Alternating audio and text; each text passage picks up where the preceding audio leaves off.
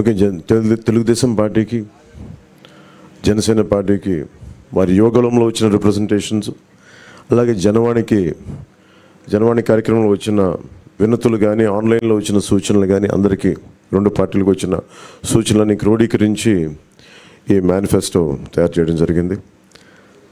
ముఖ్యంగా రాష్ట్ర ప్రజల నేటి అవసరాలను తీరుస్తూ రేపటి ఆకాంక్షలకు సాకారం చేసే ఈ మేనిఫెస్టోని కూటమి ప్రభుత్వం పరిశుభ్రంగా దీన్ని అమలు చేస్తుంది.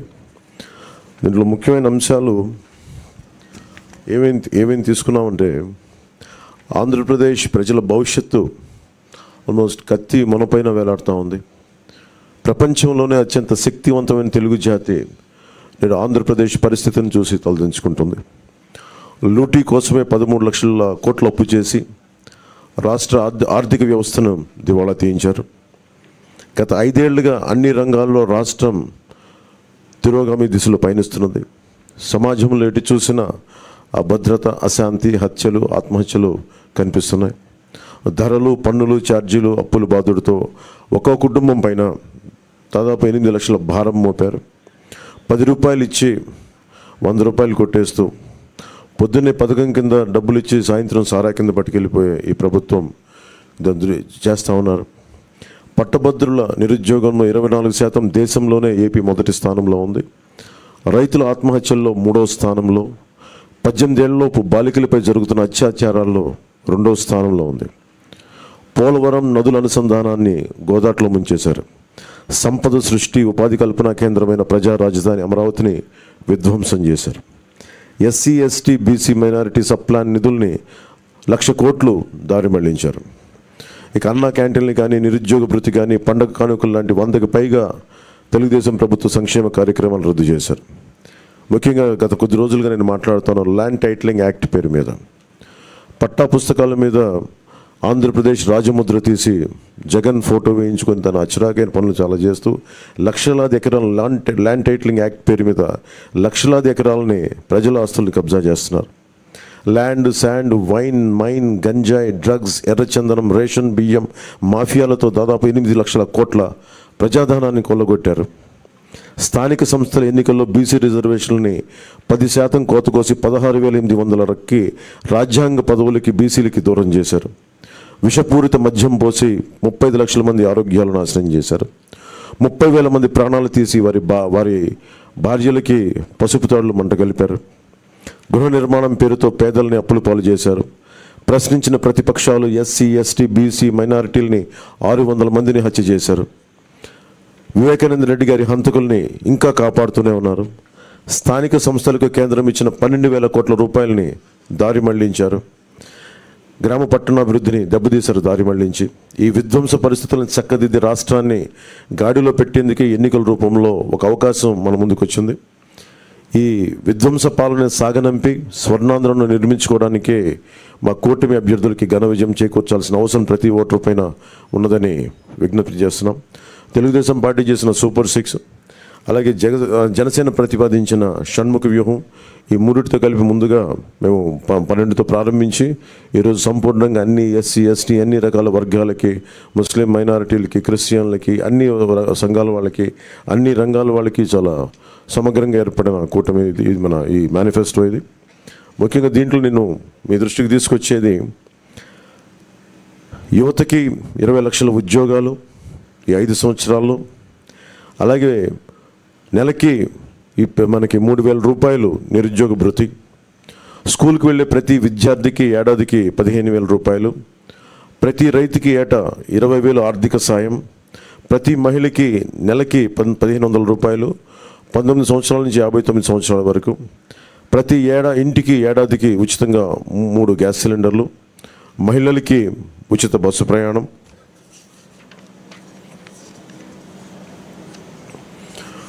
మత్స్యకారులకు సంబంధించి సముద్ర వేట విరామ సమయంలో మత్స్యకారులకు 20,000 రూపాయల ఆర్థిక సాయం, జీవో2 2017ని రద్దు చేస్తాం.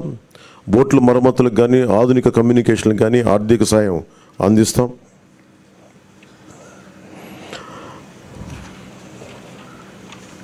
ముఖ్యంగా ఆర్యవైశ్య సంక్షేమానికి, ఆర్యవైశ్య కార్పొరేషన్కి తగు మేరకు నిధులు కేటాయింపు, చిరు వ్యాపారాలకు వడ్డీ లేని రుణాల సౌలభ్యం, స్వేచ్ఛాయుత వాతావరణంలో వ్యాపార నిర్వహణకు పటిష్ట చర్యలు. ముఖ్యంగా కన్యకా పరమేశ్వరి అమ్మవారి ఆత్మార్పణ దినోత్సవాన్ని అధికార కార్యక్రమంగా చేపడతాం.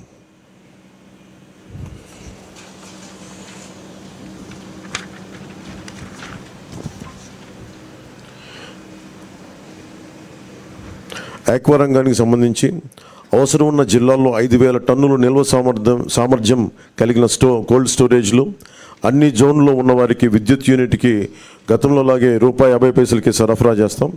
ట్రాన్స్ఫార్మర్ల ధర తగ్గిస్తాం. ఏవియేటర్లపై సబ్సిడీ అందిస్తాం. ఏ ఇసుక కోసం అయితే దోపిడీ చేసిందో జేపీ వెంచర్స్, దానికి ప్రజల నుంచి దాదాపు 39 మంది పైగా భవన నిర్మాణ కార్మికులు చనిపోయారు. మేమందరం వారికి అండగా ఉన్నందుకు ఈ రోజున వారికి సామాన్యులకి ఇసుక అందుబాటులో ఉండే విధంగా సమగ్రమైన ఇసుక విధానం, అలాగే ముఖ్యంగా విద్యార్థులకు సంబంధించి ఎయిడెడ్ కాలేజీలు, ప్రైవేట్ పీజీ విద్యార్థులకి ఫీజు రీయింబర్స్మెంట్ పునరుద్ధరిస్తాం. కాలేజీలకి రుసుము చెల్లించే సర్టిఫికేట్లు విద్యార్థులకు చిక్కులు లేకుండా చేస్తాం. ల్యాండ్ టైటిలింగ్ యాక్ట్ని రద్దు చేసి ప్రజలకి రక్షణ కల్పిస్తాం. మిగతావన్నీ చంద్రబాబు గారు తెలియజేసుకుంటారు. గౌరవ మాజీ ముఖ్యమంత్రి.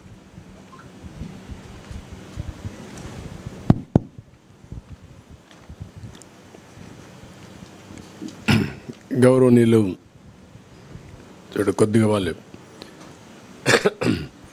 గౌరవనీయులు పవన్ కళ్యాణ్ గారు, గౌరవనీయులు సిద్ధార్థరాజ్ సింగ్ గారు, పత్రికా విలేకరులకు అందరికీ నమస్కారాలు. ఇప్పుడే పవన్ కళ్యాణ్ గారు మీకు సూచనగా చెప్పడం జరిగింది. అయితే దీనిపైన చాలా తరో ఎక్సర్సైజ్ చేశాం. ఒక పక్కన తెలుగుదేశం పార్టీ, జనసేన ఇద్దరు కూడా కూర్చొని తరో ఎక్సర్సైజ్ చేసిన తర్వాత బీజేపీ సూచనలు కూడా కొంతవరకు తీసుకొని మేము ముందుకు వెళ్ళాం. ఎందుకంటే వాళ్ళు అక్కడ ఎన్డీఏ నేషనల్ స్థాయిలో మేనిఫెస్టో ఇచ్చారు, కానీ రాష్ట్ర స్థాయిలో ఎక్కడ కూడా మేనిఫెస్టోతో వాళ్ళు అసోసియేట్ కావడం లేదు. అయితే దీనికి పూర్తి సహకారం అందిస్తారనే ప్రగాఢ విశ్వాసం, అదే మరి నమ్మకం. అందుకే వారు కూడా వ్యక్తిగతంగా వచ్చి ఎండార్స్ చేయడానికి వారు ముందుకు వచ్చారు. కాబట్టి కేంద్ర సహకారం మెండుగా ఉంటుంది, పూర్తిగా ఉంటుంది. అదేవిధంగా ఈ యొక్క మేనిఫెస్టోను అమలు చేసే బాధ్యత జనసేన, తెలుగుదేశం 2 పార్టీలు తీసుకుంటాం. ఇక్కడికి వచ్చినప్పుడు పోయిన సంవత్సరమే మేము సూపర్ 6 తీసుకొచ్చాం. ఈ సూపర్ 6లో 6 మేము ప్రధానంగా పెట్టాం. అందులో కూడా మీరు చూస్తే యువత నిర్వీర్యం అయిపోయింది. నేను ఎన్నోసార్లు అన్ని పబ్లిక్ మీటింగ్ మేము ముగ్గురం కూడా అదే మాట్లాడుతూ వచ్చాం. 3 రాజకీయ పార్టీలు కలిసాం. మా కలయిక ప్రజలు గెలవాలి, రాష్ట్రం నిలదొక్కోవాలి, మళ్ళా ప్రజల జీవితాలకు వెలుగు రావాలి. దీని మీదనే 3 పార్టీలు కూడా ఒక మాటలో చెప్పాలంటే ఒక నేషనల్ పార్టీ, అధికారంలో ఉండే పార్టీ, ఇటీవల ప్రజల్లోకి ఎక్కువ తిరిగిన జనసేన, 40 సంవత్సరాలుగా ఉండే తెలుగుదేశం పార్టీ, అందరం కూడా అడ్జస్ట్మెంట్ చేసుకుని ఈ రాష్ట్రాన్ని కాపాడుకోవాలి, మళ్ళీ తెలుగు జాతికి పూర్వ వైభవం రావాలనే ఏకైక ఆకాంక్షతో మేమందరం కలిసి ముందుకు వచ్చాం. అందుకనే సూపర్ 6 మీరు చూసినప్పుడు ఒక 6 పాయింట్లని యువతకు 20 లక్షల ఉద్యోగాలు, 3,000 రూపాయల నిరుద్యోగ భృతి. యువత నిర్వీర్యం అయిపోయింది. మళ్ళీ అలాంటి యువతకి కాన్ఫిడెన్స్ ఇవ్వాల్సిన అవసరం ఉంది ఉద్దేశంతో ఈ కార్యక్రమాన్ని తీసుకున్నాం. అదే మాదిరిగా భవిష్యత్ అంతా కూడా హ్యూమన్ రిసోర్స్ డెవలప్మెంట్ పైన ఆధారపడుతుంది. స్కూల్కి వెళ్ళే ప్రతి ఒక్క విద్యార్థికి 15,000 రూపాయలు తల్లికి వందనం కింద.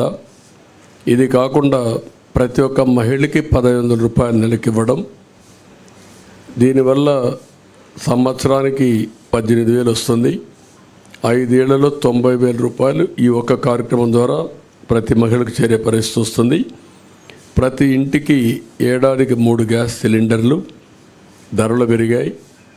నిత్యావసర వస్తువుల ధరలు అయితే ఆకాశాన్నంటే పరిస్థితి వచ్చింది. పేదవాళ్ళు గ్యాస్ కూడా ఉపయోగించే పరిస్థితులు లేరు కాబట్టి దీన్ని ఇవ్వడం జరిగింది. ఉచిత ప్రయాణ సౌకర్యం, దీనివల్ల మొబిలిటీ మహిళల్లో ఎక్కువ ఉంటుంది. ఉద్యోగాలు చేయాలన్నా, వ్యాపారాలు చేయాలన్నా, బయట పోయి రావాలన్నా చాలా సులభంగా ఉంటుంది. అందుకే ఈ కార్యక్రమం తీసుకొచ్చాం. దీనికి తోడుగా షణ్ముగ వ్యూహం ఇది యాడ్ చేశాం. అందులో కూడా మీరు చూస్తే ఇంటింటికి రక్షిత మంచినీరు, కొళ్ళాయి ద్వారా నీళ్ళు ఇవ్వడం.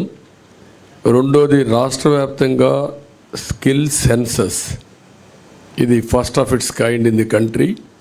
ఇంతవరకు కులగణన చేశాం. రిలీజియన్గా ఏ కమ్యూనిటీ ఎంత ఉన్నారు, ఏ రిలీజియన్ ఎంతమంది ఉంటారో చేశాం. ఫస్ట్ టైం స్కిల్ గణన చేయడం, అంటే స్కిల్ ఎవరికి ఎలాంటి స్కిల్స్ ఉన్నాయి, ఎలాంటి స్కిల్స్ సమాజంలో మెరుగైన అవకాశాలు ఉంటాయి, ప్రపంచంలో ఎలాంటి డెవలప్మెంట్ జరుగుతాయి, ఎలాంటి స్కిల్స్ మన యువతకు కానీ అందరికి కానీ ఇవ్వగలిగితే ప్రొడక్టివిటీ పెరుగుతుంది అనే దానిపైన మెయిన్గా ఫోకస్ చేయడం కోసం దీన్ని పెట్టుకోవడం జరిగింది. ఇంకొక పక్క చిన్న మధ్య తరహా పరిశ్రమలకి, అంకుర సంస్థలకి ప్రాజెక్ట్ వ్యయంలో గరిష్టంగా 10 లక్షల రూపాయల సబ్సిడీ ఇవ్వడం. ఇది కాకుండా ఇంకొక పక్కన చూస్తే ఎన్డీఏ ప్రభుత్వం తెచ్చిన 10% ఈడబ్ల్యూఎస్ రిజర్వేషన్స్ అమలు చేస్తాం. అది economically middle class, all OCs ఎవరైతే ఉన్నారో వాళ్ళల్లో 10% ఈడబ్ల్యూఎస్ రిజర్వేషన్స్ పెట్టి, అందులో కూడా ఎకనామికలీ బ్యాక్వర్డ్కి రిజర్వ్ చేసి విద్యా ఉద్యోగాల్లో ప్రాధాన్యత ఇస్తాం. ప్రజాదాని అమరావతిని మళ్ళా కొనసాగించి ఉపాధి, ఉద్యోగ అవకాశాలన్నీ కల్పిస్తాం. ఇది కాకుండా ఇంకొక పక్కన మీరు చూస్తే యువత కోసం చాలా స్పష్టమైన ఒక మేనిఫెస్టో తీసుకొస్తున్నాం. దీంట్లో మీరు చూసినప్పుడు మెగా డిఎస్సి ఫస్ట్ సిగ్నేచర్ కింద పెడతాం. ప్రతి సంవత్సరం జాబ్ క్యాలెండర్ ఉంటుంది. ఉత్తరాంధ్ర, కోస్తా, రాయలసీమ ఉద్యోగ కల్పనకి ఏ అవకాశాలు ఉన్నాయో అన్నీ ఉపయోగించుకుంటాం. ఎంఎస్ఎంఈకి ఎక్కువ ప్రోత్సాహం ఇస్తాం. పరిశ్రమలకు అనుకూలంగా పాలసీలు తీసుకొస్తాం. మళ్ళీ పెద్ద ఎత్తున పెట్టుబడులు తీసుకొచ్చి రాష్ట్రానికి ఉపాధి అవకాశాలు కల్పించే బాధ్యత తీసుకుంటాం. యువత ఎప్పుడు సాలిడ్గా ఫ్యూచరిస్టిక్గా ఉండడం కోసం క్రీడల్ని ప్రోత్సహిస్తాం. డిజిటల్ లైబ్రరీస్ని ఎక్కడికక్కడికి అందుబాటులో తీసుకొచ్చి ఉద్యోగ అవకాశాలే కాకుండా నాలెడ్జ్ అప్గ్రేడ్ చేసుకుంటూ ముందుకెళ్తారు. అదే సమయంలో బీసీ డిక్లరేషను మేము జైహో బీసీ పెట్టాం. బీసీ డిక్లరేషన్ తీసుకున్నాం. 50 సంవత్సరాలకే నెలకు 4,000 రూపాయల పెన్షన్ బీసీలకు ఇస్తాం. బీసీలకు వాళ్ళ రక్షణ కోసం ప్రత్యేకమైన చట్టం ఒకటి తీసుకొస్తాం. బీసీ సబ్ ప్లాన్ ద్వారా 5 ఏళ్లలో 1,50,000 కోట్లు ఖర్చు పెట్టి తద్వారా వారి యొక్క వృత్తిపరంగా, చేతిపరంగా వాళ్ళకు పూర్తి సహకారం ఇచ్చి వాళ్ళ పైకి తీసుకొచ్చే కార్యక్రమాలు తీసుకుంటాం. అదే మరిగా స్థానిక సంస్థల్లో నామినేటెడ్ పోస్టుల్లో 34% రిజర్వేషన్స్ వల్ల రెస్టోర్ చేయడం, నామినేషన్ల ప్రాధాన్యత ఇవ్వడం, చట్టసభల్లో 33% రిజర్వేషన్లు రావడానికి కేంద్రానికి రికమెండ్ చేస్తాం. కేంద్రంతో సంప్రదిస్తాం. ఇది జరిగే వరకు వారికి అండగా ఉంటాం. తక్కువ జనాభాతో ఎక్కువ పోటీ చేయలేని వర్గాలకి నామినేటెడ్ పోస్టుల ద్వారా రాజ్యాధికారంలో భాగస్వాములు చేస్తాం. ఇది కాకుండా బీసీ వాళ్ళ కులాల దామాషా ప్రకారం 140 బీసీ కులాలు ఉన్నాయి. ఆ కులాల్లో కొంతమంది ఎక్కువ ఉన్నారు, కొంతమంది తక్కువ ఉన్నారు. అందరి యొక్క జనాభా దామాషా, వారి యొక్క ఎకనామిక్ కండిషన్ బట్టి వాళ్ళందరినీ కూడా ఎవాల్యుయేట్ చేస్తాం. దీని ప్రకారం కార్పొరేషన్లు పెట్టి అన్ని కార్పొరేషన్లకు నిధులిచ్చి తద్వారా వాళ్ళని ఆర్థికంగా పైకి తేవడం కోసం కృషి చేస్తాం. స్వయం ఉపాధికి ప్రతి సంవత్సరం ఒక 10,000 కోట్లు ఖర్చు పెడతాం బీసీల కోసం. ఇంకొక పక్క ఆదరణ కింద ఒక 5,000 కోట్లు ఖర్చు పెట్టి ఆధునిక పనిముట్లు అప్పజెప్పి వాళ్ళ యొక్క వృత్తిపరంగా చేసుకునే పనుల్లో ఆదాయాన్ని పెంచడం కోసం ముందుకు పోతాం. ఒక్కొక్క కులంలో వారసత్వంగా కొన్ని వృత్తులు వస్తూ ఉంటాయి. ఈరోజు యాదవులు ఉన్నారు. యాదవులు ఎప్పుడు కూడా పాడి పరిశ్రమ పైన ఎక్కువ ఆధారపడతారు. అందుకే ఈసారి పాడి పరిశ్రమకు కూడా ఇన్సూరెన్స్ పెట్టి అన్ని ఆవులు కానీ గేదెలు కానీ వీటికన్నిటికి ఇన్సూరెన్స్ పెట్టి ఎక్కువ రుణాలు ఇచ్చి ఆధునీకరణలో వాళ్ళని కూడా ఇన్వాల్వ్ చేసి వాళ్ళని డెవలప్ చేస్తాం.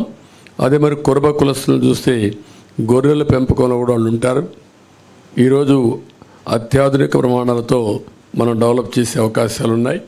అలాంటి పరిస్థితుల్లో వారికి ఇది వృత్తిపరంగా వారిని ఎంపవర్ చేస్తాం. చేనేత పరిశ్రమకి ఎవరైతే బాగా ఇబ్బందుల్లో ఉన్నారో అలాంటి వారందరికీ పవర్ లూమ్స్కి ఒక 500 యూనిట్లు, హ్యాండ్లూమ్కి 200 యూనిట్లు ఉచితంగా కరెంట్ ఇస్తాం. 24,000 రూపాయలు సంవత్సరానికి వాళ్ళకి ఇచ్చే బాధ్యత తీసుకుంటాం. ప్రతి కుటుంబానికి కూడా ఒక 24,000 రూపాయలు ఇచ్చి వాళ్ళని ఆదుకుంటాం. ఇవి కాకుండా ఈరోజు నాయీ బ్రాహ్మణులకి వాళ్ళ గౌరవ వేతనం, దేవాలయాల్లో పనిచేసే అందరికీ 25,000 రూపాయలు గౌరవ వేతనం ఇప్పిస్తాం.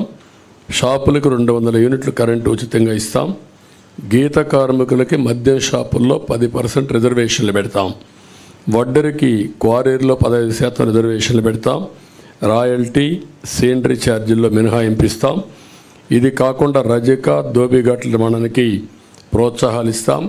అదే మరి దోబిఘాట్ల కోసం పవర్ కూడా 200 యూనిట్లు ఉచితంగా ఇచ్చి వాళ్ళని ఆదుకుంటాం.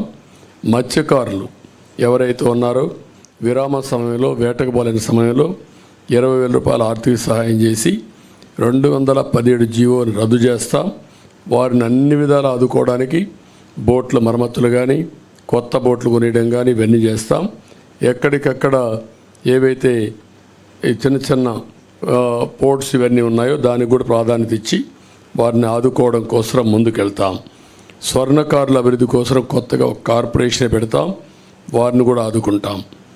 ఎవరైతే ఈ ప్రభుత్వంలో అతి దారుణంగా తోట చంద్రయ్య, అమర్నాథ్ గౌడ్, జల్లయ్య యాదవ్, పాల సుబ్బారావు ఇలాంటి వ్యక్తులను అతి క్రూరంగా చంపేశారు, ఆ కేసులని రీఓపెన్ చేస్తాం. తప్పకుండా కఠినంగా యాక్షన్ చేసి వాళ్ళందరిపైన కఠిన చర్యలు తీసుకొని వాళ్ళ ఆత్మకు శాంతి కలిగే విధంగా బీసీల కోసం మేము పనిచేస్తాం. ఇంకొక పక్క మహిళలు ఉన్నారు. నేను ముందే సూపర్ 6లో 4 కార్యక్రమాలు మహిళలకే ఇచ్చాం. అదే సమయంలో డాక్రా సంఘాలకి ఎంపవర్ చేయడం కోసం 10 లక్షల రూపాయల వరకు రుణాలు ఇచ్చి, వడ్డీ లేని రుణాలు ఇచ్చి వాళ్ళని ఆదుకుంటాం. అదే సమయంలో ఈరోజు జరిగే విధానం చూస్తే 10 రూపాయలు ఇచ్చి 100 రూపాయలు అలాగే ఇస్తున్నారు, 1000 రూపాయలు దోచేస్తున్నారు. ఆ విధానానికి స్వస్తి చెప్పి సంపద సృష్టించడం తెలిసిన పార్టీలు ఇవి. అటు కేంద్రంలో ఉండే ఎన్డీఏ సంపద సృష్టిస్తూ ఉంది. అదేవిధంగా పవన్ కళ్యాణ్ గారు కూడా సంపద సృష్టించి ఆ సంపద పేదవాళ్ళకి చేర్చాలనేది ఆయన ఆలోచన.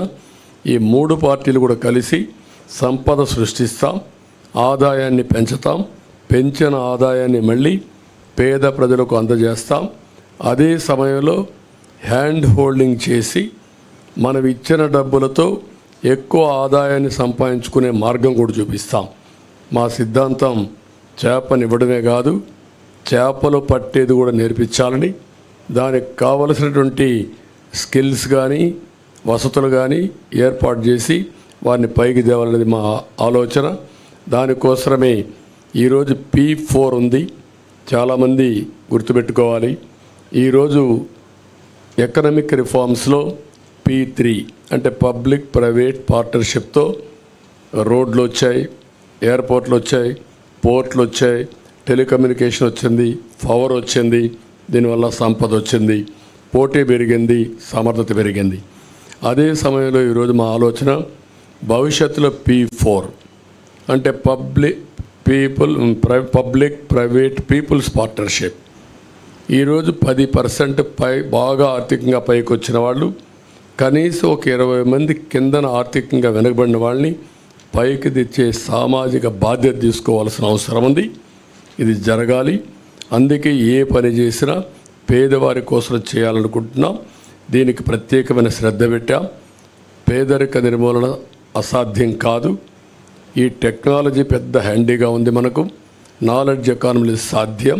ఇది చేయడం కోసం అందుకే మేము తీసుకున్నది కూడా మీరు చూస్తే కాంప్రహెన్సివ్గా తీసుకున్నాం. ఇక్కడ కూడా మీరు గుర్తుపెట్టుకోవాల్సింది 2047 చాలామందికి అనుమానం ఉంది. ఎట్లా చేస్తారని చెప్పి మాట్లాడుతున్నారు మా క్రిటిక్స్ అందరూ. సంపద సృష్టించడం తెలిసిన పార్టీ తెలుగుదేశం పార్టీ. ఆ సంపద సృష్టి కూడా ఆటోమేటిక్గా ఏదైతే ఉందో ఒక ఎకో సిస్టమ్ క్రియేట్ చేస్తే డెస్ట్రాయ్ చేయకపోతే కంటిన్యూగా ముందుకు పోయే పరిస్థితి వస్తుంది. దానికి ఒక నిదర్శనం ఒక హైదరాబాద్, లేకుంటే ఐటీ రంగం, అలాంటివన్నీ చేసి ముందుకు వెళ్తాం. అదే సమయంలో అంగన్వాడీ కార్యకర్తలను ఆదుకుంటాం. ఉద్యోగాలు చేసే మహిళలకు హాస్టల్ వసతి ఏర్పాటు చేసి వాళ్ళకి రక్షణగా నిలబడతాం. ఇంకొక పక్కన కొంతమంది గర్ల్స్ మధ్యలో చదువు ఆపేసి మళ్ళీ వాళ్ళు కంటిన్యూ చేయాలి అనే ఆలోచన ఉంది. అలాంటి వారికి కళలకు రెక్కలనే పథకం కింద ఇంట్రెస్ట్ ఫ్రీ లోన్ ఎంతైనా కానీ ఇచ్చి వాళ్ళని పైకి తీసుకొచ్చే బాధ్యత, వాళ్ళు సెటిల్ అయిన తర్వాత ఆ డబ్బులు తిరిగి కట్టే బాధ్యత, అది కూడా వడ్డీ లేకుండా కట్టే బాధ్యత తీసుకొస్తాం. పండుగ కానుకలు, పెళ్లి కానుకలు నేను కొన్ని దీంట్లో పెట్టకపోయినా అన్న క్యాంటీన్ ఇవన్నీ కూడా పునరుద్ధరిస్తాం. మళ్ళీ పేదవాళ్ళకు అండగా ఉంటాం. ఈ ప్రభుత్వంలో ఉద్యోగస్తులు చాలా నష్టపోయారు. వ్యవస్థ చిన్నాభిన్నమైపోయింది. వ్యక్తులు కూడా ఆ ఉద్యోగాలను చేసే వాళ్ళందరూ వ్యవస్థలు డెస్ట్రాయ్ అయినాయి. వ్యవస్థలు నిర్వీర్యమైపోయినాయి. నిధులు లేకుండా ఒక పక్క, భయపెట్టి ఒక పక్క, అస్తవ్యస్తమైనటువంటి విధానాలు, వీటన్నిటిలో దెబ్బతిన్నారు. రెండోది వాళ్ళు కూడా చాలా నిరాశ నిస్పృహల మధ్యలో ఉన్నారు. ఒక మాటలో చెప్పాలంటే సమాజం మొత్తం దెబ్బతిన్నప్పటికీ ఉద్యోగస్తులైతే నిర్వీర్యమైపోయారు. వారి నమ్మకాన్ని కోల్పోయే పరిస్థితికి వచ్చారు. ప్రభుత్వంలో ఎప్పుడు ఉద్యోగస్తుల మొరేలు బాగుంటే వారే సంపద సృష్టించాలి, వారే సేవలు అందించాలి, వారి వల్ల కూడా ప్రగతి జరగాలి. మేము పాలిటీషియన్స్ పాలసీలు నిర్ణయిస్తాం, దాన్ని ఎగ్జిక్యూట్ చేసేది సమర్థవంతంగా ఉద్యోగస్తులు చేయాల్సిన అవసరం ఉంది. ఒక్క ఎగ్జాంపుల్ మీరు చూస్తే ఉపాధ్యాయులు ఎంత నిర్వీర్యమైపోయారంటే, ఒకప్పుడు మోస్ట్ రెస్పెక్టెడ్ కమ్యూనిటీ ఉపాధ్యాయుడు, తల్లి తండ్రి, తర్వాత గురువు, తర్వాత దైవం. అలాంటి ఉపాధ్యాయుడి నిస్సహాయ స్థితి, ఏం చెప్పుకోలేని పరిస్థితి. కడాన మద్యం షాపుల్లో కాపలాకు పెడితే అది కూడా నోరిప్పి చెప్పలేని పరిస్థితి. చెప్పితే కేసులు పెట్టడం. కనీసం వాళ్ళ రైట్స్ కోసం ఎప్పుడు కూడా ప్రజాస్వామ్యంలో ప్రజాస్వామ్య హక్కుల కోసం మాట్లాడే వ్యక్తులు ఇంటలెక్చువల్ కమ్యూనిటీ టీచర్స్. అలాంటి టీచర్స్ నోరిప్పలేని పరిస్థితి తీసుకొచ్చారు. ఇంకొక పక్కన మనం ఒకసారి చూస్తే వీళ్ళందరిలో పిఆర్సీ లేదు, ప్రావిడెంట్ పిఎఫ్ లేదు, సరెండర్ లీవులు లేవు, లేకపోతే టీఏలు లేవు, లేకపోతే ఏది కూడా లేకుండా 20,000 25,000 కోట్ల రూపాయల బకాయిలు పెట్టి అడిగితే వాళ్ళ మీద కేసులు పెట్టడం, వాళ్ళ సంఘ నాయకులను అరెస్టులు చేయడం, కావాలని కేసులు పెట్టి ఏసీబీ కేసులు పెట్టి వేధించడం, ఇది ఒక ఆనవాయితీగా అయిపోయింది. అందుకని మళ్ళా వాళ్ళ యొక్క ఆత్మ విశ్వాసాన్ని పెంచుతాం, ఆత్మ గౌరవాన్ని పెంచుతాం. ఆ విధంగా పిఆర్సీ ఇవ్వడం కానీ, పిఆర్సీ వచ్చే లోపల ఇంటీరియం రిలీఫ్ కూడా ఇస్తాం. ఇంటీరియం రిలీఫ్ ఇచ్చి వాళ్ళకి ఇవ్వాల్సిన డబ్బులు కూడా ఫేజ్డ్గా అవన్నీ కూడా క్లియర్ చేసి ప్రతి నెల జీతాలు వచ్చే పరిస్థితికి మళ్ళీ తీసుకొస్తాం. ఆర్థిక వ్యవస్థని మెరుగుపరుస్తాం. అదే మరిగా ఏదైతే సిపిఎస్ ఉందో ఆ సిపిఎస్ను కూడా సమీక్ష చేసి ఏ విధంగా దీన్ని చేస్తే పరిష్కార మార్గం, సరైన మార్గం చూపించగలుగుతామో దానికి కూడా ఒక సమస్య పరిష్కారం కోసం కృషి చేస్తాం. ఇది కాకుండా తక్కువ జీతాలు పొందే అవుట్సోర్సింగ్ కానీ, లేకపోతే అంగన్వాడీ కానీ, లేకపోతే మీకు పోలీసు వ్యవస్థల్లో ఉండే వీళ్ళందరికీ కానీ, వాళ్ళందరినీ ఏ విధంగా చేయాలి అవన్నీ చేస్తాం. వాలంటీర్స్కి కూడా ఒక 10,000 రూపాయలు వేతనం పెంచుతాం. పాడి పరిశ్రమ స్వయం ఉపాధికి ఉపయోగపడుతుంది. దీన్ని కూడా పెద్ద ఎత్తున అభివృద్ధి చేస్తాం. ఇది కాకుండా కాపు సంక్షేమం కోసం ఒక 15,000 కోట్ల రూపాయలు ఖర్చు పెడతాం. ఇప్పుడు ఫస్ట్లో మీరు చూస్తే ఈబీసీ తీసుకొచ్చాం. ఈబీసీ తీసుకొచ్చినప్పుడు 10% ఈబీసీలకు రిజర్వేషన్ చేసే పరిస్థితి వస్తుంది. 10% అంటే ఉద్యోగాల్లో, కాలేజ్ సీట్లలో 10% ఉంటుంది. అందులో కాపులు ఎక్కువ మంది ఓసీస్లో వెనుకబడిన వర్గాలు ఉంటే, ఆర్థికంగా వెనుకబడి ఉంటే వాళ్ళకి ఎక్కువ రిజర్వేషన్లు వస్తాయి. ఆ విధంగా దామాషా ప్రకారం వారి వారి ప్రాధాన్యతను బట్టి దానికి ఇచ్చే పరిస్థితి వస్తుంది. అవసరమైతే 5 ఏళ్ళకు ఒకసారి సమీక్ష చేసుకుంటాం, ఎకనామిక్ సర్వే చేపిస్తాం, ఆ సర్వే ప్రకారం ముందుకు పోతాం. ఇక్కడికి వచ్చినప్పుడు కాపు యువతకి, మహిళలకి నైపుణ్యాభివృద్ధి, స్వయం ఉపాధికి ఎక్కువ ప్రాధాన్యత ఇస్తాం. కాపు భవనాలు కూడా కట్టి వారిని ఆదుకుంటాం. అదే సమయంలో ఆర్యవైశ్య సంక్షేమం కోసం ముందుకు పోతాం. క్షత్రియ సంక్షేమం, అగ్రవర్ణాల్లో ఉండే ఇతర పేదలకు కూడా న్యాయం చేయడం, ఇవి చేస్తూనే ఈరోజు ప్రత్యేక కార్పొరేషన్ ఏర్పాటు చేసి ఎక్కడికెక్కడ ఇవన్నీ ముందుకు తీసుకుపోతాం. ఇంకొక పక్క పెన్షన్ కూడా మొన్నే అనౌన్స్ చేశాం. 4,000 రూపాయలు పెన్షన్ ఇస్తున్నాం. అది కూడా ఏప్రిల్ నుంచి ఇస్తాం. పెంచిన పింఛను ఏప్రిల్ నుంచి ఇచ్చి, ఇంకొక పక్కన వికలాంగులకి, దివ్యాంగులకి 6,000 రూపాయలు ఇస్తాం. వైకల్పానికి పూర్తిగా అంటే 2 కాళ్ళు చేతులు లేకుండా అవస్థపడే వాళ్ళకి 15,000 రూపాయలు ఇస్తాం. కిడ్నీ, తలసేమియా వంటి దీర్ఘ వ్యాధులు ఉండే వాళ్ళకి 10,000 రూపాయలు పింఛన్ ఇస్తున్నాం. ఇది కాకుండా 2 సెంట్లు ఇంటి జాగా గ్రామీణ పట్టణ ప్రాంతాల్లో, గ్రామాల్లో 3 సెంట్లు ఇస్తాం. ఇవి కాకుండా మీరు ఒకసారి చూస్తే ఇప్పటికే మంజూరైన పట్టాలకు ఇళ్ళు కట్టిస్తాం. ఎవ్వరికి ఇంటి జాగాలు క్యాన్సిల్ చేయం. అదే సమయంలో అక్కడే ఇళ్ళు కట్టించే పరిస్థితి తీసుకొస్తాం. ఇళ్ళు లేని ప్రతి ఒక్కరికి టిట్కో ఇళ్ళు ఇమీడియట్గా హ్యాండ్ ఓవర్ చేస్తాం. ఇవి కాకుండా అందరికీ ఇళ్ళు కట్టించే పరిస్థితి తీసుకొస్తాం. ఎస్సీ ఎస్టీ సంక్షేమానికి కట్టుబడి ఉన్నాం. జిల్లాల వారీగా వర్గీకరణ కూడా చేస్తాం. ఎస్సీ ఎస్టీలకు 50 సంవత్సరాలకే పింఛన్ ఇస్తాం. సప్లాన్ నిధులు వారి అభివృద్ధి కోసమే ఖర్చు పెడతాం. ఏజెన్సీలో ఆదివాసీ ఉపాధ్యాయులు నియామకం చేస్తాం. జీవో నెంబర్ 3 మళ్ళీ రివైవ్ చేస్తాం. ఎస్సీ ఎస్టీ సంక్షేమ పథకాలన్నీ తీసుకొచ్చి ఎస్సీలపైన దాడులు చేసిన వారందరిపైన కఠిన చర్యలు తీసుకొని వారిలో ఒక నమ్మకాన్ని క్రియేట్ చేస్తాం. ఎస్సీ ఎస్టీ బ్యాక్లాగ్ పోస్టులు కూడా పూర్తి చేస్తాం.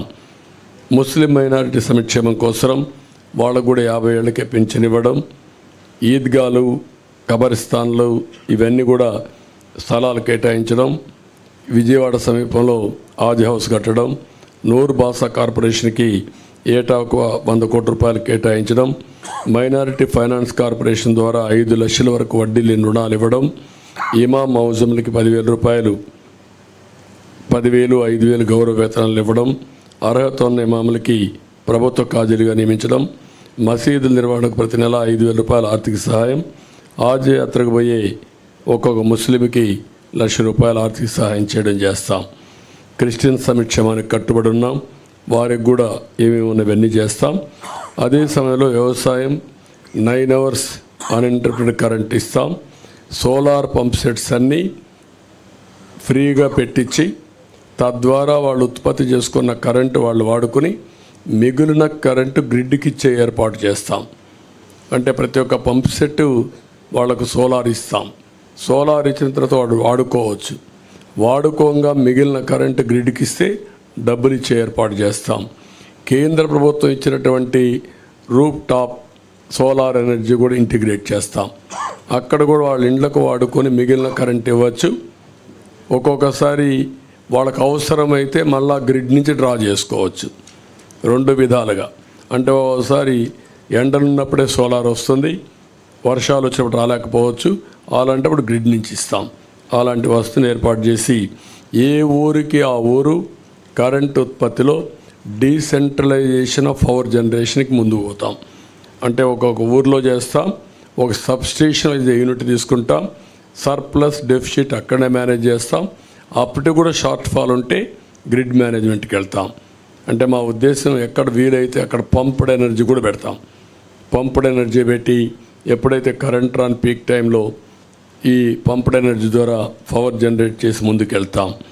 అదే సమయంలో ధరల స్థిరీకరణ నిధి ఏర్పాటు చేస్తాం. ఏవైతే సబ్సిడీ ద్వారా అన్నీ ఆపేశారు, వాళ్ళు ఇచ్చే 7,500 రూపాయలు తప్ప ఏది ఇవ్వడం లేదు. ఇప్పుడు దాన్ని మేము 20,000 రూపాయలు చేస్తున్నాం.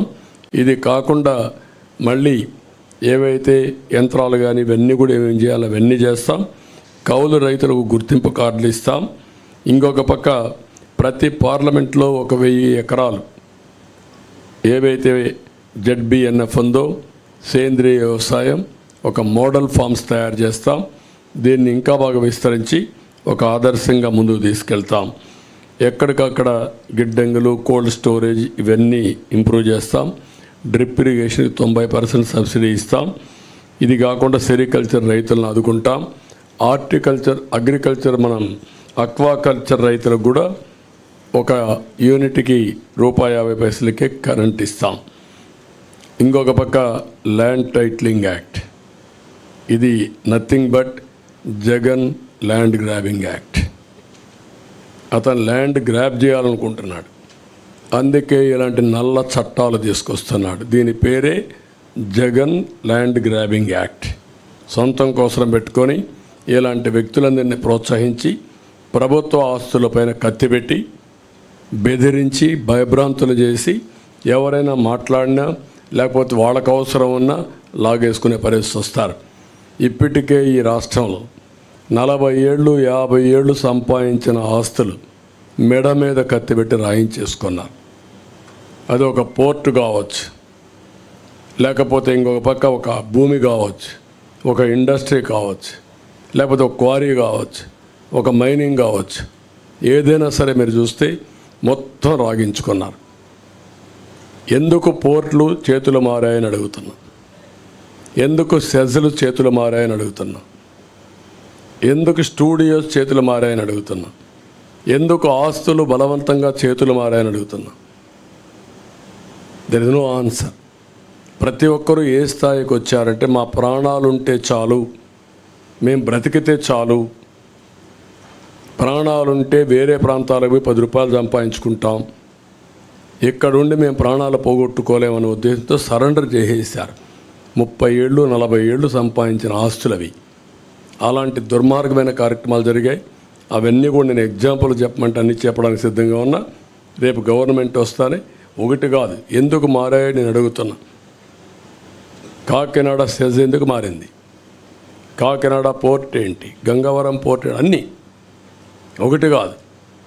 మైనింగ్ ఈరోజు సిలికా మైనింగ్ మన గూడూరు దగ్గర ఉన్నాయి.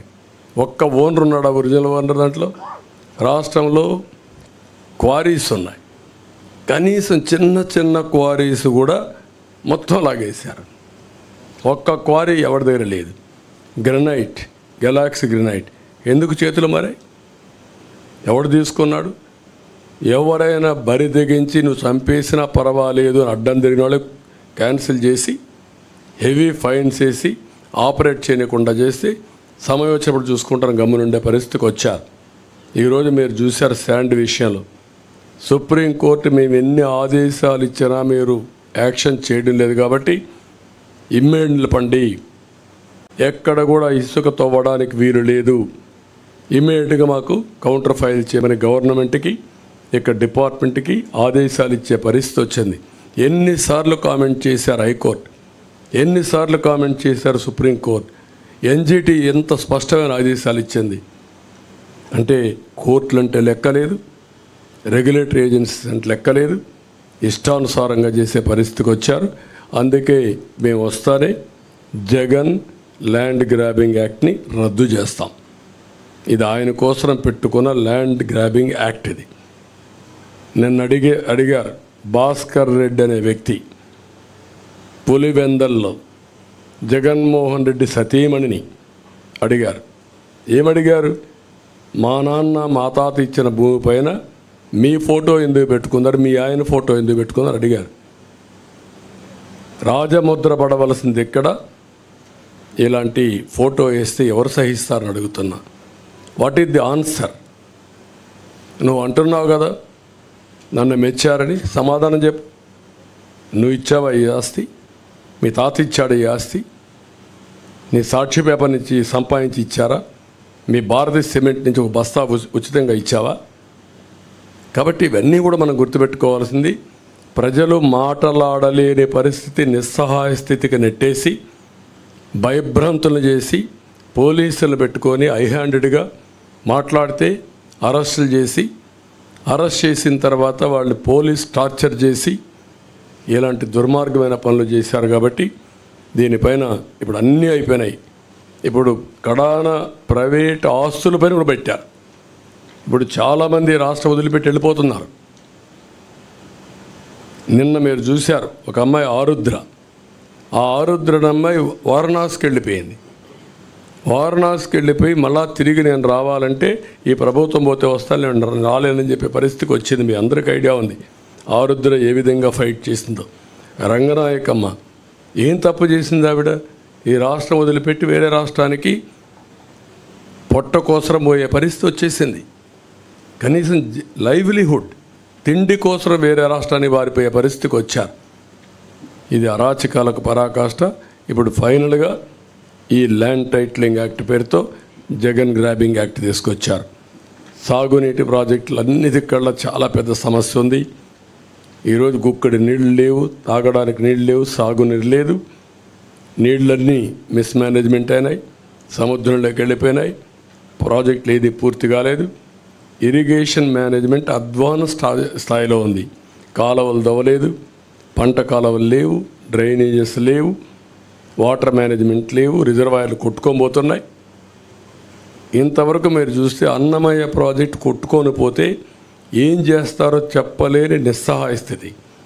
గుండ్లకమ్మ ప్రాజెక్టు గేట్స్ 3 సార్లు కొట్టుకోబోయే పరిస్థితి, పులిచింతల గేట్స్ కొట్టుకోబోయే పరిస్థితి. What is the reason? కనీసం మెయింటెనెన్స్ లేదు. ఇలాంటివన్నీ ఉన్నాయి. అన్ని ఇరిగేషన్ ప్రాజెక్ట్స్ పూర్తి చేస్తాం. పోలవరం, గోదావరి అయిపోయింది, పోలవరం పూర్తి చేస్తాం, నదుల అనుసంధానం చేస్తాం. అక్కడి నుంచి ఆల్ ప్రాజెక్ట్స్ ప్రాధాన్యత ఇచ్చి ముందుకు తీసుకెళ్తాం. అదే మరి కార్మికులకు రవాణా రంగం, ఇందులో కూడా మీరు చూస్తే ఆల్ డ్రైవర్స్ వాళ్ళని ఓనర్ చేసే విధంగా 4 లక్షల రూపాయల వరకు సబ్సిడీ ఇచ్చి 5% వడ్డీతో వాళ్ళకు రుణాలు ఇప్పించే బాధ్యత తీసుకుంటాం.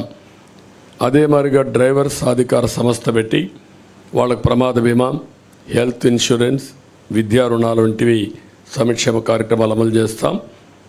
బ్యాడ్జి కలిగిన ప్రతి ఆటో డ్రైవర్కి, ట్యాక్సీ డ్రైవర్కి, ఇవే లైసెన్స్ కలిగిన ప్రతి లారీ టిప్పర్ డ్రైవర్కి 15,000 రూపాయలు సంవత్సరానికి ఆర్థిక సహాయం చేస్తాం ఆల్ డ్రైవర్స్కి. జీవో నెంబర్ 21 ఇది ఫైన్లు భారం తగ్గించిన రద్దు చేసి మళ్ళీ ఫ్రెష్గా తీసుకొస్తాం. గ్రీన్ ట్యాక్స్ కూడా తగ్గిస్తాం. అసంఘటిత రంగ కార్మికుల కోసం చంద్రన్న బీమా మళ్ళా తీసుకొస్తాం. భవన నిర్మాణ బోర్డు పునరుద్ధరిస్తాం. ముఠా కార్మికుల సంక్షేమానికి ప్రత్యేకమైన బోర్డు కూడా తీసుకొస్తాం. మళ్ళీ ఇన్సూరెన్స్ చంద్రన్న బీమా పథకాన్ని తీసుకొచ్చి సహజ మరణానికి 5 లక్షలు, యాక్సిడెంట్ జరిగిపోతే 10 లక్షల రూపాయలు ఆర్థిక సహాయం చేస్తాం. ఫస్ట్ టైం హెల్త్ ఇన్సూరెన్స్ తీసుకొస్తున్నాం. ప్రతి ఒక్క కుటుంబానికి 25 లక్షల రూపాయలు హెల్త్ ఇన్సూరెన్స్ చేస్తాం. 25 లక్షల రూపాయలు ఇన్సూరెన్స్ ఇప్పిస్తాం. ప్రతి ఒక్కరిది డిజిటల్ హెల్త్ కార్డ్స్ ఎస్టాబ్లిష్ చేస్తాం. ప్రతి ఒక్క మండలంలో జనరిక్ మెడికల్ షాప్ ఒకటి పెడతాం. అవి పెట్టినప్పుడు చాలా కాస్ట్ ఎఫెక్టివ్గా ఉంటుంది. అవి కూడా పెట్టి అందరికి అందుబాటులో పెడతాం. బీపీ, షుగర్ వంటి నాన్ కమ్యూనికబుల్ డిసీజెస్ ఉండే వాళ్ళందరికీ ఉచితంగా జనరిక్ మెడిసిన్స్ని సప్లై చేస్తాం. విద్యుత్ ఛార్జీలు నియంత్రణ చేస్తాం. మళ్ళా కట్టడి చేస్తాం. అవినీతి అరికడతాం. సమర్థత పెంచుతాం. ఇంకొక పక్క చెత్త పన్ను ఇలాంటివన్నీ కూడా రద్దు చేస్తాం. ఇంటి పన్నులు కూడా హేతుబద్ధత ఉండాలి.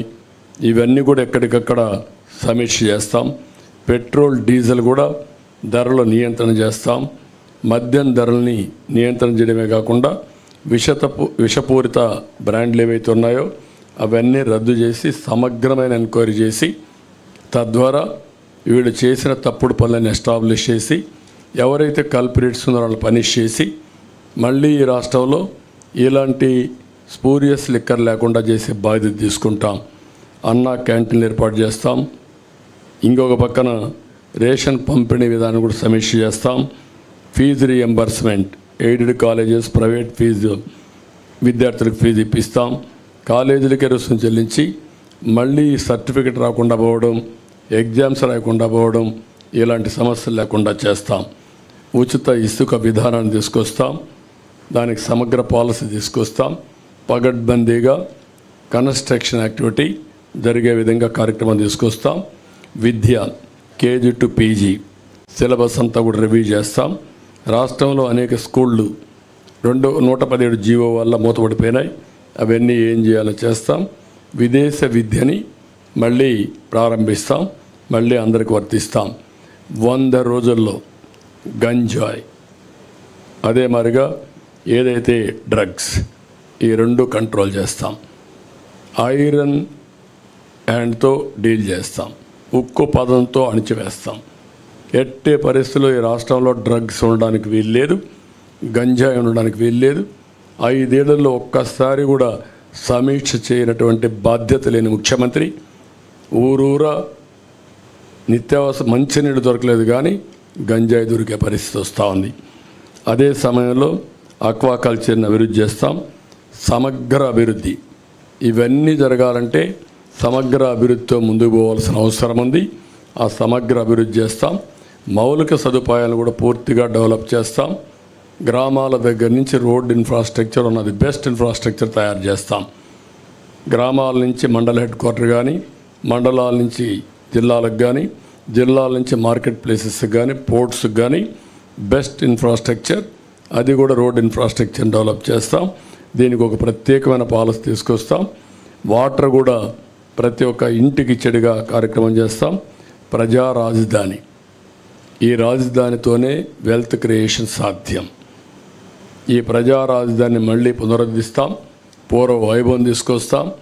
అదే సమయంలో ఇది ప్రజల రాజధానే కాకుండా ప్రతి ఒక్కరికి ఉద్యోగ కల్పన చేసే విధంగా ఉండేట్టుగా, రాష్ట్రానికి ఆదాయం పెంచే కేంద్రంగా తయారు చేసే బాధ్యత తీసుకుంటాం.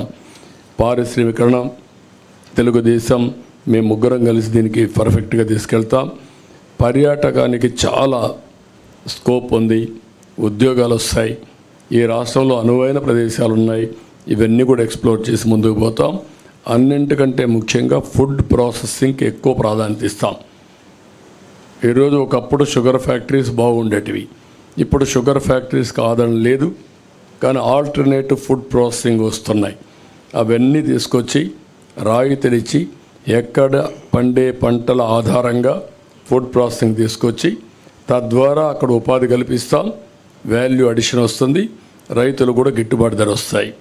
ఇది కాకుండా అతి ముఖ్యమైన విషయం దేవాలయాలు, బ్రాహ్మణుల సంక్షేమానికి కూడా మేము కట్టుబడి ఉన్నాం. ఇందులో మీరు చూస్తే హిందూ దేవాలయాలు, సత్రాల పరిరక్షణకు కూడా ఒక ఎండోమెంట్ బోర్డు ఏర్పాటు చేస్తాం. ముస్లిం ప్రాపర్టీస్కి ఎట్లయితే వర్క్ బోర్డ్స్ పెడుతున్నామో అక్కడ కూడా చాలా స్ట్రిక్ట్గా ఉంటాం. హిందూ ప్రాపర్టీస్ కూడా ఎవరంటే వాళ్ళు కబ్జా చేయడానికి వీలు లేదు, ఇవన్నీ తీసుకొస్తాం.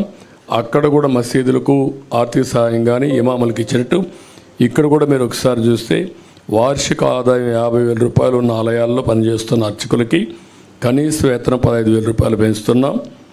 ఇంకొక పక్కన 50,000 కంటే తక్కువ ఉంటే 10,000 రూపాయలు ఇవ్వాలని చెప్పి నిర్ణయించాం. వైదిక ఆగమ శాస్త్ర సంబంధాల విషయాల్లో ఆయా ఆలయాలే ఫైనల్. ఈరోజు చాలా వరకు ప్రార్థనాలయాల్లో కూడా ఇంటర్ఫేర్ అయ్యారు పాలకులు. ఇది చాలా దుర్మార్గమైన కార్యక్రమం. కడాన రాముడు తల నరికేస్తే మేము అక్కడికి పోతే మా మీద కేసులు పెట్టారు. ఇంతవరకు ఎవరా తల నరికేశారో చెప్పలేకపోయారు. అంటే దేవుణ్ణి కూడా కాపాడితే నేరం అయిపోయింది ఈ పాలనలో. అలాంటిది నా మీద పెట్టిన 24 కేసుల్లో 23 కేసుల్లో రాముడి తల తీసేసిన కేసు కూడా ఒకటి. అంటే ఎంత దుర్మార్గంగా, ఎంత దారుణంగా పోతున్నారో మీరు గుర్తుపెట్టుకోవాల్సిన అవసరం ఉంది. వీళ్ళు ఇంకా మాట్లాడే నైతిక హక్కు ఏముందో నాకైతే అర్థం కావడం లేదు. అదే మరి ఇంకొక పక్క బ్రాహ్మిన్స్ అందరికీ ప్రతి ఒక్క ట్రస్ట్లో ఒక మెంబర్గా పెడుతున్నాం. ఎందుకంటే వాళ్ళ మీద ఒక విశ్వాసం ఉంది. వాళ్ళ దేవాలయాల పునరుద్ధరణ కానీ, దేవాలయాల్లో దీపాలు పెట్టి నైవేద్యం ఇచ్చేసేది కాబట్టి వాళ్ళకి ఆ గౌరవం పెంచాల్సిన అవసరం ఉంది. ఇంక్లూడింగ్ తిరుమల తిరుపతి దేవస్థానంతో సహా ప్రతి ఒక్క బోర్డులో వాళ్ళని ఒక మెంబర్గా పెడతాం. వాళ్ళ సాంప్రదాయాలు అవన్నీ కూడా వాళ్ళు పాటించే పరిస్థితి వస్తుంది. ఇంకొక పక్కన తిరుపతి, ఒంటిమిట్ట లాంటి పుణ్యక్షేత్రాలని అక్కడుండే అవన్నీ కూడా మన ఆగమ శాస్త్రాలు కావచ్చు, మన సాంప్రదాయాలు కావచ్చు, అవన్నీ కూడా కాపాడడం కోసం మళ్ళీ ఇవన్నీ ముందుకు తీసుకెళ్తాం. Brahmin corporation, Brahmin cooperative credit society కూడా బలోపేతం చేస్తాం. ఇంకొక పక్కన బ్రాహ్మిన్స్ అంతా అపరకర్మ చేసుకోవడానికి ప్రతి నియోజకవర్గంలో ఒక భవనం కావాలన్నారు, అవి కూడా కట్టిస్తాం. ఇవన్నీ చేసి బ్రాహ్మిన్స్ అంతా వేద విద్య అభ్యసించిన నిరుద్యోగులు కూడా ఉన్నారు, వాళ్ళకు కూడా ఒక 3,000 రూపాయలు ఆర్థిక సహాయం చేస్తాం నిరుద్యోగ భృతి కింద. ఇవి కాకుండా ఇంకొక పక్క ఉత్తరాంధ్ర అభివృద్ధికి మేము కట్టుబడి ఉన్నాం. విశాఖపట్నం ఆర్థిక రాజధానిగా చేస్తాం, పెద్ద ఎత్తున ఇండస్ట్రీస్ తీసుకొస్తాం. అదే మాదిరిగా భావనపాడు, విశాఖపట్నం ఎయిర్పోర్ట్ ఇవన్నీ చేసి విశాఖపట్నానికి పూర్వ వైభవం తీసుకొస్తాం. లా అండ్ ఆర్డర్ కంట్రోల్ చేస్తాం, ఈ కబ్జాలు అరికడతాం. రాయలసీమని హార్టికల్చర్ హబ్గా చేస్తాం, ఇండస్ట్రీస్ తీసుకొస్తాం. చెన్నై, బెంగళూరు ఇండస్ట్రియల్ కారిడార్లో ఉండే ముఖ్యమైన నోడ్స్ అని డెవలప్ చేసి రాయలసీమ అభివృద్ధిని, రాయలసీమని ఆటోమొబైల్ హబ్గా తయారు చేస్తాం. ఇప్పటికే మీరు చూసి కియా మోటార్స్ వచ్చింది, హీరో మోటార్స్ వచ్చింది, అపోలో టైర్స్ వచ్చింది, ఇలాంటి చాలా వచ్చాయి. ఆ ఎకో సిస్టమ్ కంటిన్యూ చేస్తాం. పంచాయతీరాజ్ డిక్లరేషన్, ఇక్కడ పంచాయతీరాజ్కి అధికారాలు పోయినాయి, నిధులు లేవు, విధులు లేవు, అధికారాలు లేవు. సెంట్రల్ గవర్నమెంట్ ఇచ్చిన నిధులు కూడా డైవర్ట్ చేశారు. అవన్నీ కంట్రోల్ చేస్తాం, నియంత్రణ చేస్తాం. మళ్ళీ వాళ్ళకు పూర్తి అధికారాలు ఇచ్చి నిధులు, విధులు, అధికారాలు, ఆందోళన కూడా పెంచి వాళ్ళ గౌరవాన్ని పెంచుతాం. కడాన జర్నలిస్ట్కి కూడా నేను మొన్న అడిగాను, ఒకప్పుడు తెలుగుదేశంలో 2,500 మందికి అక్రిడిషన్ ఉంటే ఇప్పుడు 1000 పడిపోయినాయి. ఒక సాక్షి, TV9 లేకపోతే NTV వీళ్ళకి మాత్రం ఉన్నాయి. అది ఈరోజు ఈ రాష్ట్రంలో పరిస్థితి. మీడియా పైన నియంత్రణ, మీడియా పైన దౌర్జన్యం. అందుకే పూర్వ వైభవం తీసుకొస్తాం, అందరికి అక్రిడిషన్ ఇస్తాం. ఉచిత నివాసం మీరు ఉండడానికి హౌస్ సైట్స్ లేకుండా చాలామంది అవస్థపడుతున్నారు, అవి పేపర్ మీదనే ఉన్నాయి.